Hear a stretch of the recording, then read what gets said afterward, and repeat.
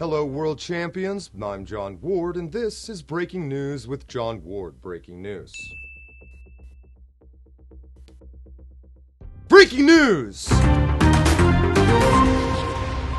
2024, another day, another historic moment scrawled into the annals of history that will one day be hijacked and rewritten by the Pharisees to give themselves credit.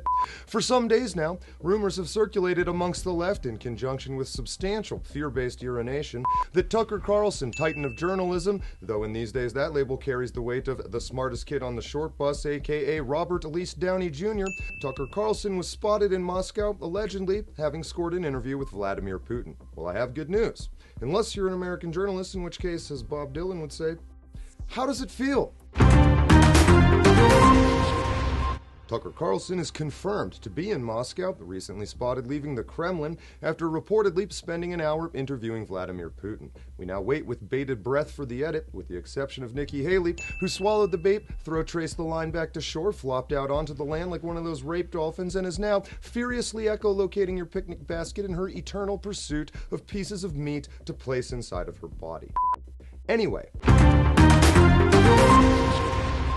I cannot stress enough the importance and significance of this development. Understand, despite what the mainstream media would have you believe, that Tucker Carlson is a Russian spy, that this confirms the badly written 1980s Hollywood rehash they mistake for real life, what is actually going on here is twofold. First, a back-channel line of communication. Let's say you're Russian, and let's pretend you're not a cartoon, but a 1,000-year-old empire that has demonstrated over and over that it produces and thus likely still contains genius, of literature, of strategy, of subtlety, and of war. And you want to get a message of this caliber to an American people also of this caliber, but who you know to be fenced in an informational prison with one-way gates and increasingly bizarre gatekeepers.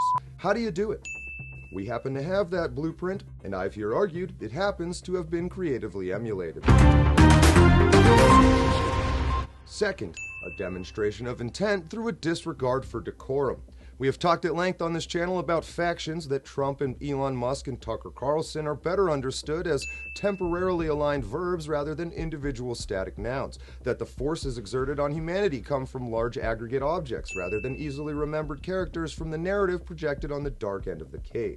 Someday you may join me outside of the cave altogether, but for the moment that's not germane to what we're trying to arrive at. That is this. Factions have been sending messages and sending messages and sending messages. I don't blame you. You can think you're listening for quite a long time, and then one day you find yourself the parrot on the shoulder of a big friendly giant, and the noise before you has resolved into a signal, and the picture becomes clear. There's something else going on here, then for the first time in human history, someone might just tell us what it is as it's happening. Only one thing is certain. We are moments away from the most important piece of journalism and propaganda in the truest sense of the word of all time. You're going to get to watch it, and we're going to get to find out how well you think. The gauntlet is here. It's your move, and you know the next. But then what? Welcome to your story, the monomyth. That's it for today. I'm John Ward, and this has been Breaking News with John Ward Breaking News.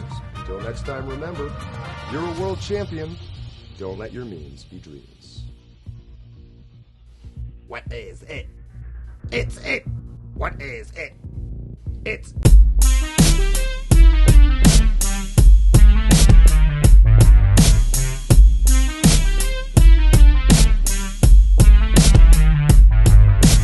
All of my sexual fantasies involve handcuffs. Holy fucking shit, this fucking timeline is lit. All over, it's over. World's biggest Alex Joner.